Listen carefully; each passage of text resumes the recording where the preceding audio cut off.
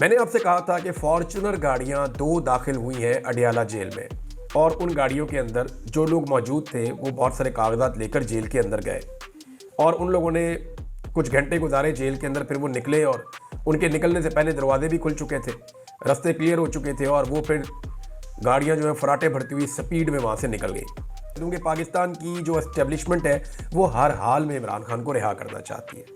उन्होंने आगाह भी कर दिया है कि इमरान खान रिहा हो जाएगा और ज़हनी तौर पे उन्हें तैयार रहने के लिए भी कहा है कि आप अपनी सियासत करें, वो अपनी सियासत करेगा।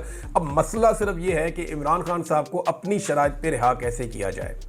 इमरान खान साहब को रिहा होने की जल्दी नहीं है, वो जेल में बैठे हुए, लिहाजा ये जो एंगेजमेंट्स हो रही है इनके नतीजे में इमरान खान साहब को पाकिस्तान की एस्टेब्लिशमेंट बाहर तो निकालना चाहती है, लेकिन वो जो इमरान खान साहब से मनवाना चाहती है वो इमरान खान साहब नहीं मान रहे। वो ये चाहते हैं कि खान साहब बाहर आ जाए लेकिन खामोश हो जाए।